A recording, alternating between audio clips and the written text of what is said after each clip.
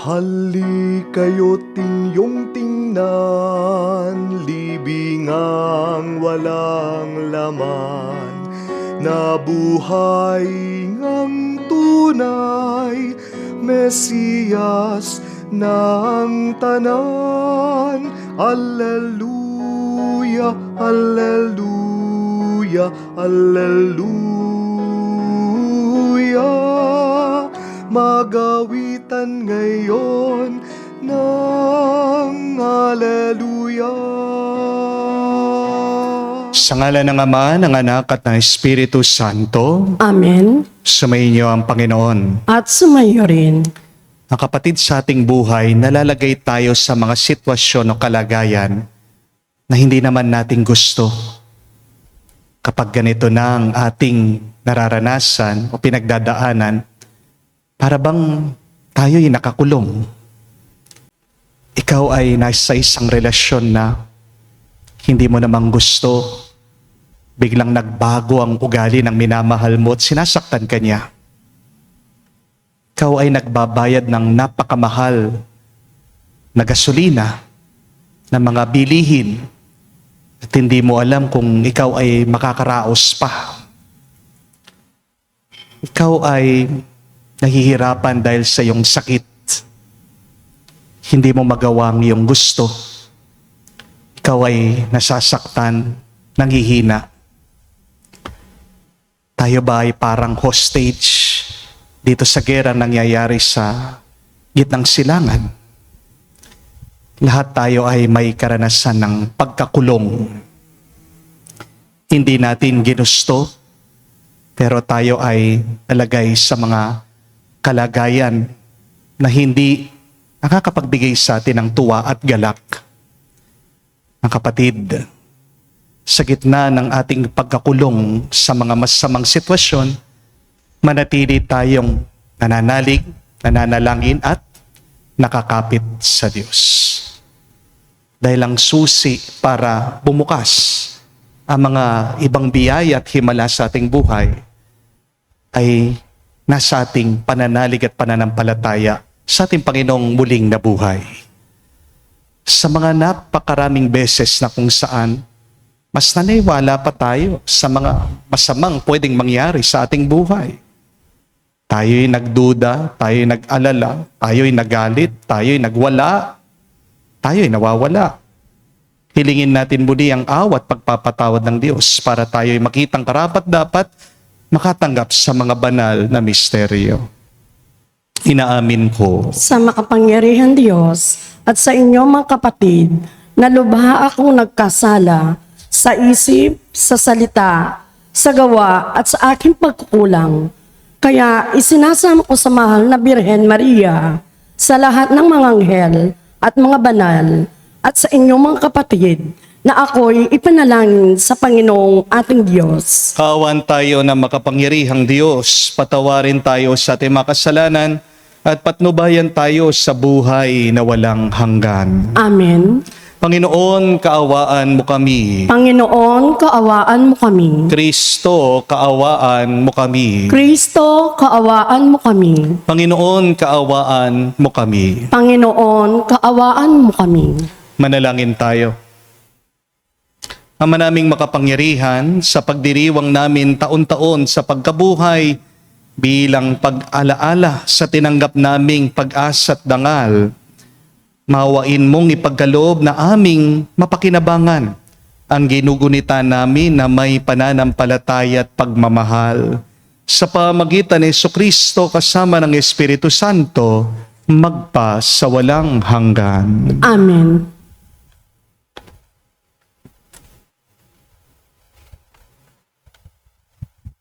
Pagbasa mula sa gawa ng mga apostol.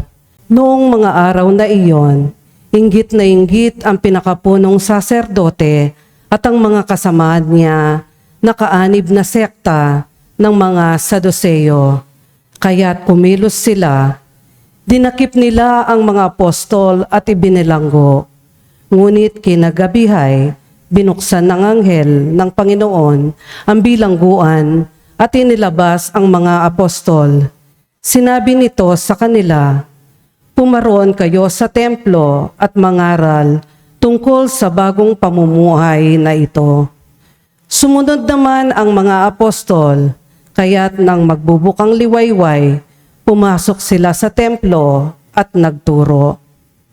Nang dumating ang pinakapunong saserdote at ang mga kasama niya, tinawag nila ang lahat ng matatanda ng Israel sa pulong ng buong Sanhedrin. Ipinakuha nila sa bilangguan ang mga apostol. Ngunit pagdating doon ng mabantay, wala na ang mga iyon. Kaya't nagbalik sila sa Sanhedrin at ganito ang ulat. Nakita po namin na nakasusing mabuti ang bilangguan at nakatayo ang mga bantay. Ngunit nang buksan namin, wala kaming nakitang tao sa loob. Nabahala ang mga punong saserdote at ang kapitan ng mga bantay sa templo nang marinig ito at di nila maubos maisip kung ano ang nangyari sa mga apostol. Ngunit may dumating at nagbalita sa kanila, ang mga lalaking ikinulong ninyo ay naroon sa templo at nagtuturo sa mga tao. Kaya't ang kapitan ay pumunta sa templo kasama ang kanyang mga tauhan. Isinama nila ang mga apostol, ngunit hindi gumagamit ng dahas dahil sa pangambang sila'y batuhin ng mga tao. Ang salita ng Diyos. Salamat sa Diyos. Dukhang sa Diyos tumatawag, sa Kanya'y inililigtas. Dukhang sa Diyos tumatawag, ay Kanyang inililigtas. Panginoon, aking laging pupurihin, sa pasasalamat di ako titigil, aking pupurihin, Kanyang mga gawa, kayo'y naaapi, makinig, matuwa. Dukhang sa Diyos tumatawag, ay Kanyang inililigtas. Ang pagkadakila niya ay haya at ang ngalan niya ay purihin ng lahat. Ang aking dalangin, dininig ng Diyos, na wala sa akin ang lahat kong takot. Dukhang sa Diyos tumatawag, ay Kanyang inililigtas. Nagalak ang aping umaasa sa Kanya, pagkat di nabigo ang pag-asa nila. Tumatawag sa Diyos ang walang pag-asa, sila'y iniligtas sa hirap at dusa. Dukhang sa Diyos tumatawag, ay Kanyang inililigtas. Anghel yaong bantay sa may takot sa Diyos, sa mga panganib sila'y kinukupkop. Ang galing ng poon, hanaping masikap, yaong magtiwala sa Kanya'y naligtas, ay may tuturing na taong mapalad. Dukhang sa Diyos tumatawag, ay Kanyang inililigtas.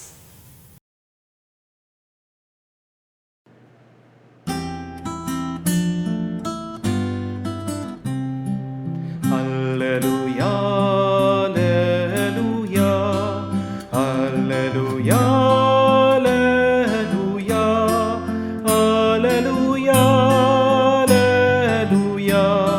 alleluia, alleluia,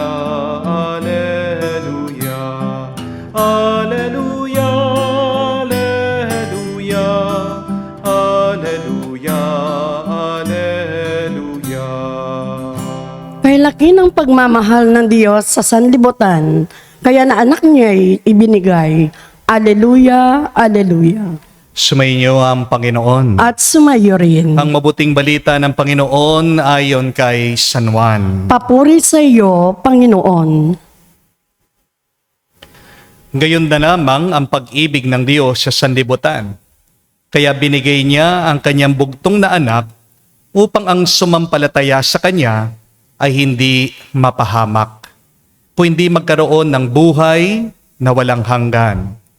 Sapagkat sinugo ng Diyos ang kanyang anak, hindi upang hatulang maparusahan ang sanlibutan, kundi upang iligtas ito sa pamamagitan niya. Hindi hinahatulang maparusahan ang nananampalataya sa bugtong na anak ng Diyos, ngunit hinatulan ng parusahan ang hindi nananampalataya sa Kanya. Hinatulan sila sapagkat naparito sa sanlibutan ang ilaw, ngunit inibig pa ng mga tao ang dilim, kesa sa liwanag. Sapagkat masama ang kanilang mga gawa. Ang gumagawa ng masama ay ayaw sa ilaw at hindi lumalapit dito upang hindi mahayag ang kanya mga gawa. Ngunit ang namumuhay sa katotohanan ay lumalapit sa ilaw. Sa gayon, nahahayag na ang kanya mga ginagaway pagsunod sa Diyos. Mga kapatid, ang mabuting balita ng ating Panginoon. Pinupuri ka namin, Panginoong Heso Kristo. Magandang araw po muli sa inyong lahat. And a happy Easter pa rin po sa inyong lahat. Welcome po sa ating banal na misa. May nabasa po akong napakagandang quotation. It says, "No one can close the door which God has opened for you." Ganda po, no? Sa Tagalog, walang makakasara sa pintuan na binuksan ng Diyos para sa iyo. Mga kapatid, tandaan niyo po ito. Kapag ang Diyos ang nagbukas sa pintuan sa buhay mo, walang tao, walang problema, walang demonyo ang makakapagsara nito. Amen? Dahil ang para sa'yo ay para sa'yo. At ang Diyos, siya mismo ang magtatanggol sa'yo hanggang dulo. Amen? Yan po ang ating nakita at narinig sa unang pagbasa. Kinulong daw po ang mga apostoles. Pinatahimik sila. Pinagbawalan sila. Pinigilan sila na ipahayag nila ang kanilang pananampalataya kay Jesus. Pero anong ginawa ng Diyos? Nagpadala daw siya ng anghel at binuksan yung pintuan ng kulungan at pinalaya sila. At ang nakakagulat, hindi lang sila lumabas. Bumalik pa sila doon sa templo at pinagpatuloy nila ang pangangaral sa kanilang pananampalataya kay Jesus. Parang sinasabi ng Diyos dito sa kanila, hindi kayo para sa kulungan. Hindi kayo para sa takot. Hindi kayo ginawa para mahirapan. Ang plano ng Diyos ay kalayaan. Ang plano ng Diyos ay misyon. Ang plano ng Diyos ay buhay na puno. Mga kapatid, maniwala po tayo sa mabuting balita that God will open the door for you and nobody can close it. Kung ginawa ng Diyos ito sa mga apostol, di ba? Kayang-kaya din niyang gawin ito para tayo. Amen? Kaya ang tanong, ano ang pintuan na gusto mong buksan ng Diyos para sa iyo? Ano ang saradong pintuan ngayon sa iyong buhay? Sarado ba yung visa application mo sa ibang bansa? Sarado ba yung isip ng iyong asawa? Ayaw pa rin niyang magbago? Paulit-ulit pa rin siya sa kanyang pagkakasala? Sarado pa rin ba ang puso ng iyong kapatid? Ayaw makipag-ayos sa iyo? Sarado ba yung magandang negosyo na pinapangarap mo, na pinaplano mo? Sarado ba yung iyong katawan? Wala ka pa rin kalusugan hanggang ngayon. Pagod na pagod ka pa rin. May sakit ka, nanghihina ka. Kapatid, ang mabuting balita, hindi forever sarado ang pintuan ng biyaya na hinahanda ng Diyos para sa iyo. Hindi mo kailangan buksan ito. Ano ang kailangan mo? Ang maniwala ka lang sa Kanya. Dahil anong pinapahayag ng ating Panginoon sa Ebanghelyo? Pag naniwala ka sa Kanya, kapag nanalig ka sa Kanya, magkakaroon ka daw ng buhay na umaapaw. Ililigtas Kanya. Amen? Ang tanong, bukas ba ang iyong puso sa Diyos? Kaya pansinin niyo po ang detalyeng ito sa unang pagbasa. Noong nakakulong daw ang mga apostoles, hindi naman sila nagreklamo eh. Hindi po sila agad sumuko. Ano ang ginawa ng mga apostoles habang sila'y nakakulong, habang sila'y nandun sa kadiliman. Sila daw po ay patuloy na nanalangin sa Diyos. Sila po ay patuloy na umawit sa Panginoon. Hindi daw sila tumigil sa pagbibigay ng papuri sa Diyos.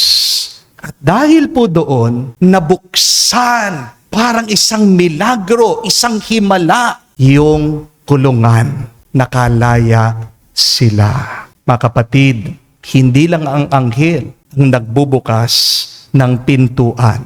Ang pananampalataya mo, bubuksan niya. Ano man ang kulungan mo ngayon sa buhay mo. The key to open the blessings for our life is our faith in Jesus Christ. Amen? Kaya nga, kung may saradong pintuan ngayon sa iyong buhay, huwag kang matakot. Huwag kang panghinaan ng loob. Huwag kang tumigil na manalangin. Dahil baka yung kulungan mo ay gagamitin ng Diyos bilang daan para sa iyong himala. Last year lang po, meron po silang nilapit sa akin at pinakausap na i-anoint ko, na ipanalangin ko. Pagdating ko po doon sa bahay, nakita ko po yung lalaki, yung binata, nakahiga, pinagpapawisan, hirap na hirap pong huminga. Sabi po ng pamilya niya, may cancer po, Father. At umaasa po sila na sa aking panalangin, na gumaling daw po itong binata. Kung kayo pong makakakita doon sa itsura ng lalaki, wala nang pag-asa. Kasi nangingitim na eh. At kwento po ng pamilya niya na sinabi ng doktor, ilang buwan na lang daw po ang itatagal niya. May taning na. Pero sabi ko sa aking sarili, sino ba kami para husgahan ang plano ng Diyos?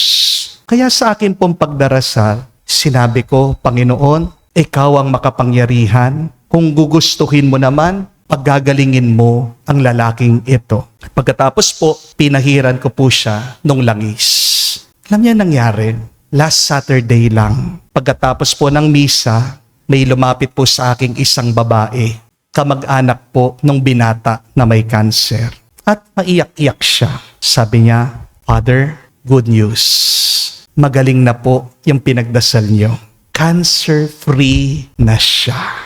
Wow, God is good. Sobra-sobra. Parang napaka-imposible, no?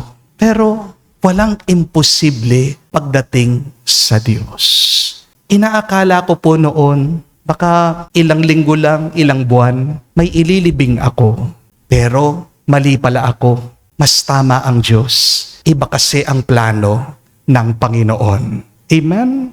Tingnan niyo po mga kapatid, kung ang Diyos ang nagbubukas, walang makakapagsara nito.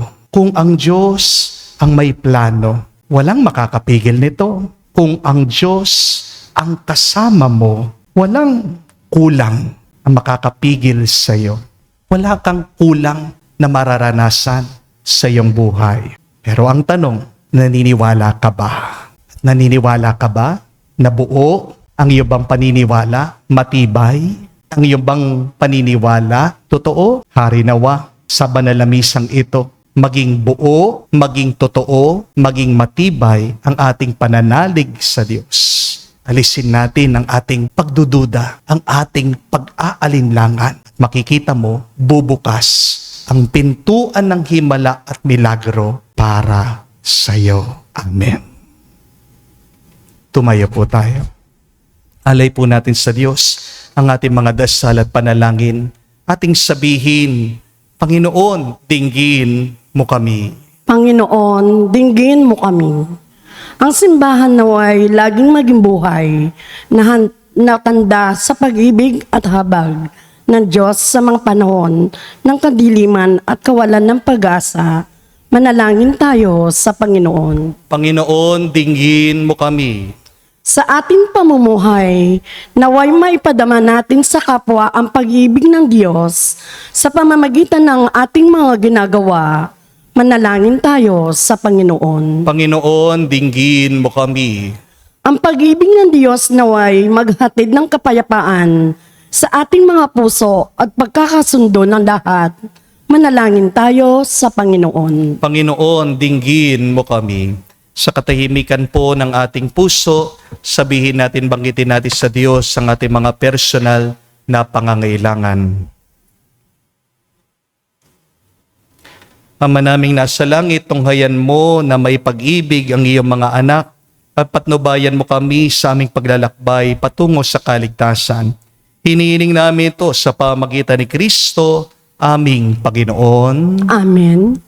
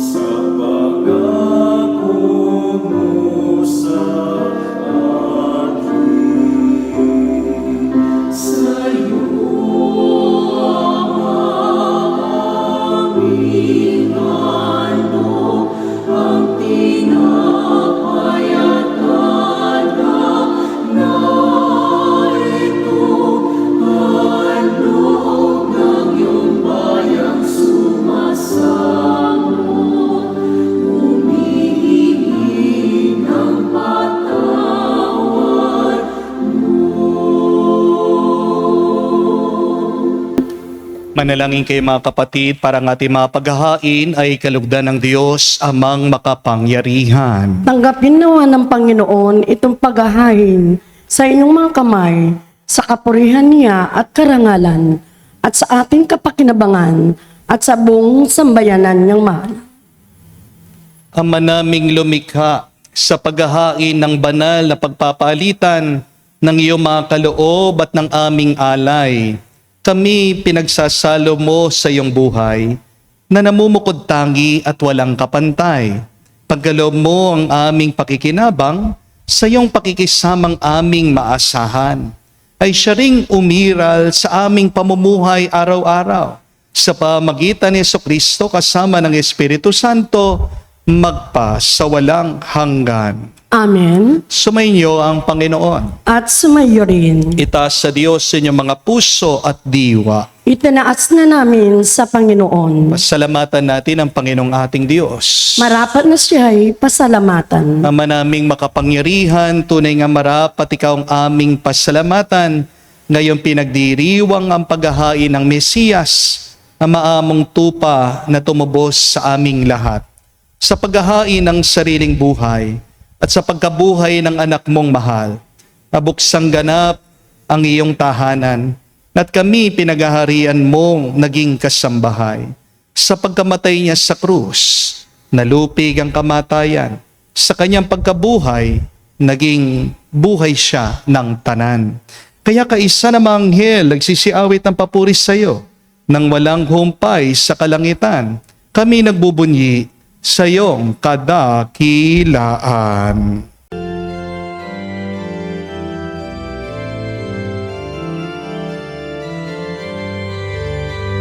Santo, Santo, Santo, Panginoong Diyos ng mga hukbo, napupuno ang langit at lupa ng kadakilaan mo. Hosana, Hosana, sa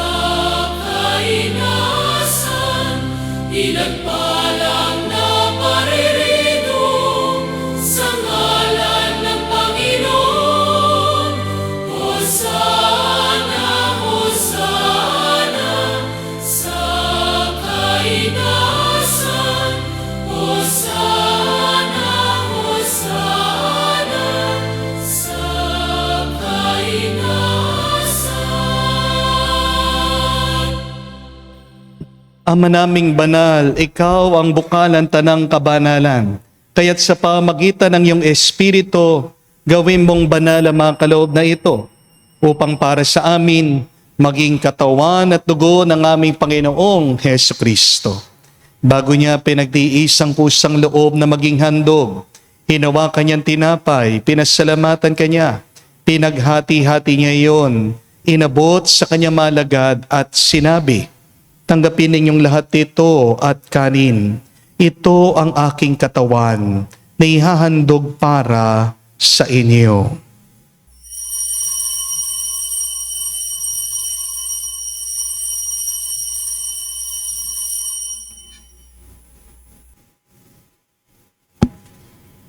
Gayon din naman na matapos ang hapunan, hinawakan niyang kalis, muli kanyang pinasalamatan.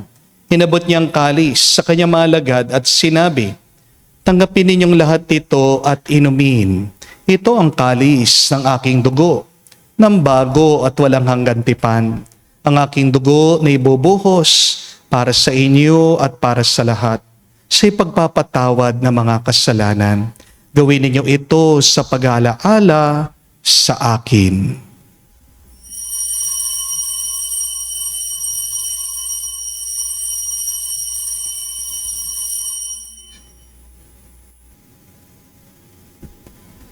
Ang misteryo ng pananampalataya.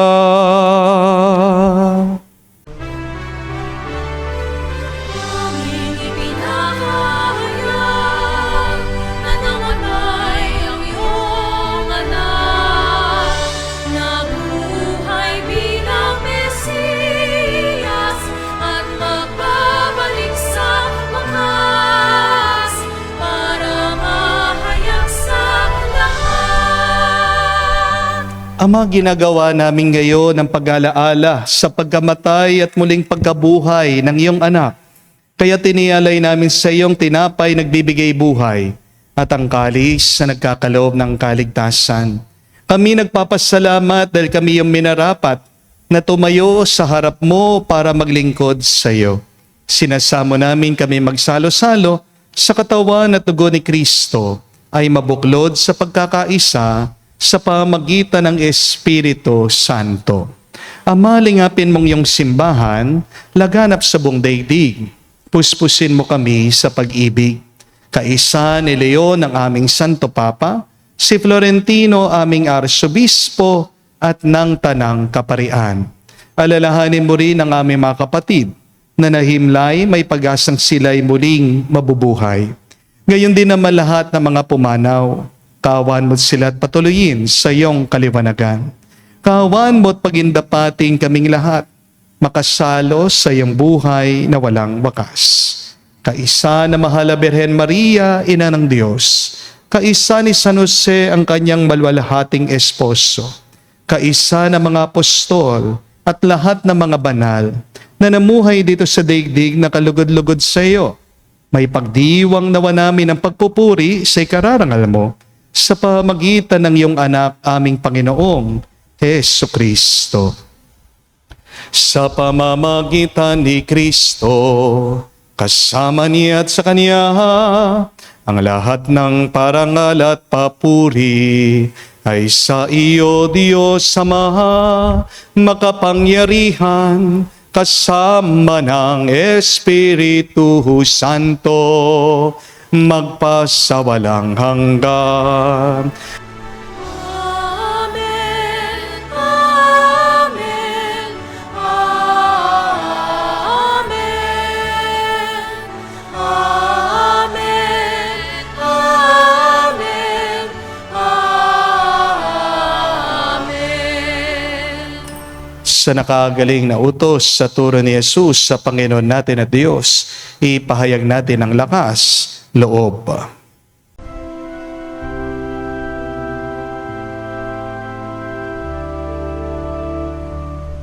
Ama namin, sumasalangit ka, sambahin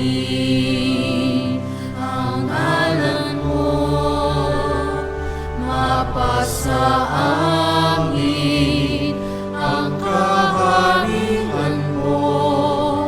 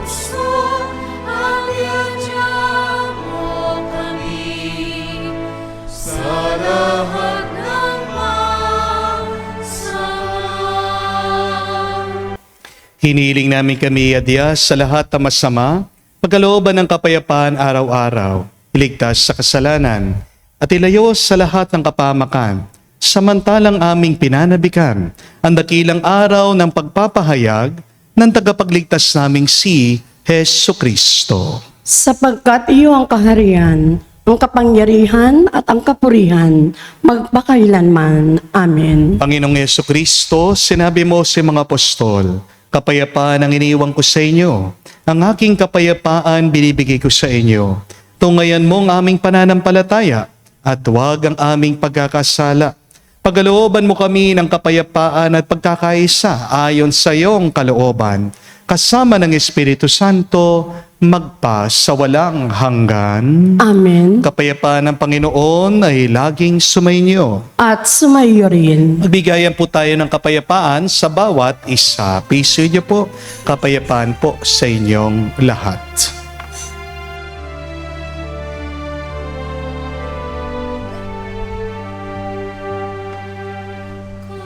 Cordero ng Diyos na nag-aalis ng mga kasalanan ng sanlibutan, maawa ka sa amin. Maawa ka sa amin. Cordero ng Diyos na nag-aalis ng mga kasalanan ng sanlibutan, maawa ka sa amin. Maawa ka sa amin. Cordero ng Diyos na nag-aalis ng mga kasalanan ng sanlibutan, ipagkaloob mo sa amin ang kapayapaan.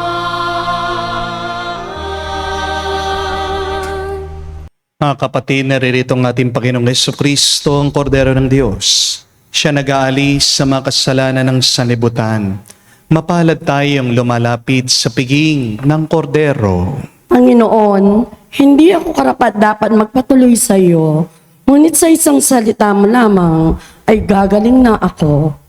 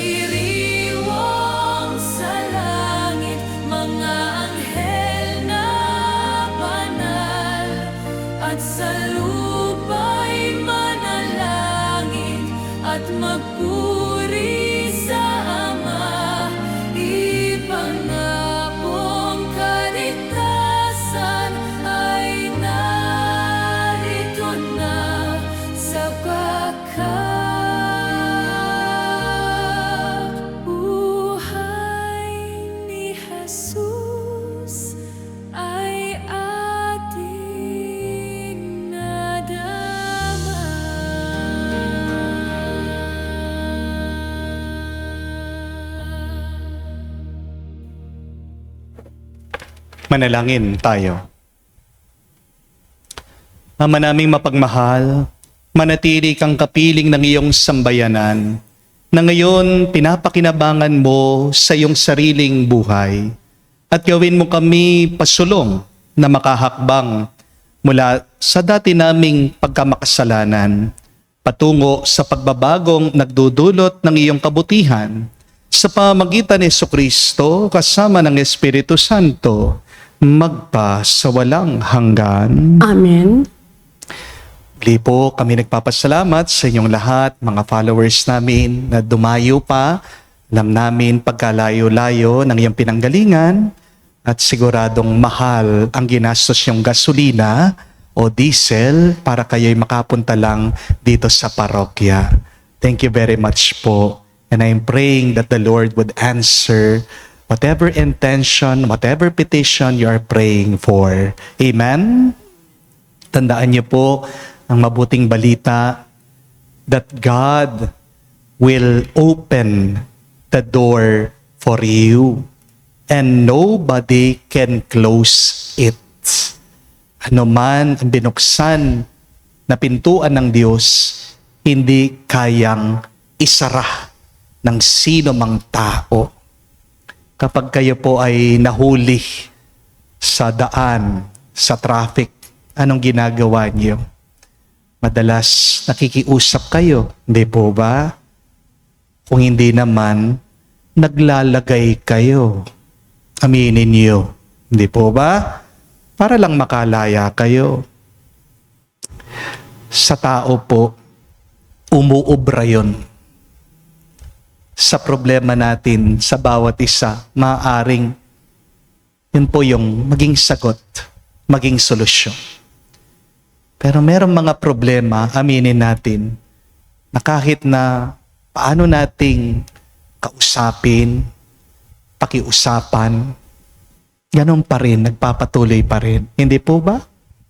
Kasi hindi naman dapat yung problema yung kinakausap mo kung hindi ang Diyos. At ano ang sabi ng ating Panginoon? Bago pa natin siya kausapin, bago pa natin hilingin, alam na niya ang ating mga pangangailangan. Di po ba? Kaya nga, imbis na humingi ka, anong mas magandang gawin? Manampalataya ka na. Manalig ka na. Magtiwala ka na. Dahil anong sabi sa Ebanghelyo?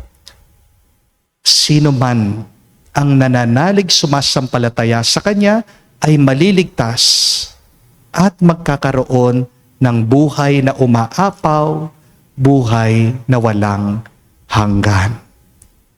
Kaya, saan ka ba nakakulong ngayon? Anong magandang dasal? Itong nasa likod ko po. The divine mercy. Jesus, I trust in you.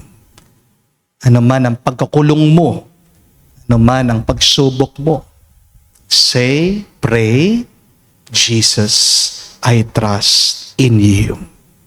Siyang magbubukas anumang problema na nakasara sa iyo. At pag binuksan yan, aapaw ang biyaya, makakaranas ka ng himala. Sumainyo ang Panginoon. At sumayo rin. At kayo'y pagpalain ng Diyos, makapangyarihan sa lahat, sa ngalan ng Ama, ng Anak, ng Espiritu Santo. Amen. Ang ating misa ay natapos na. Pumayo kayo sa kapayapaan ni Kristo. Salamat sa Diyos.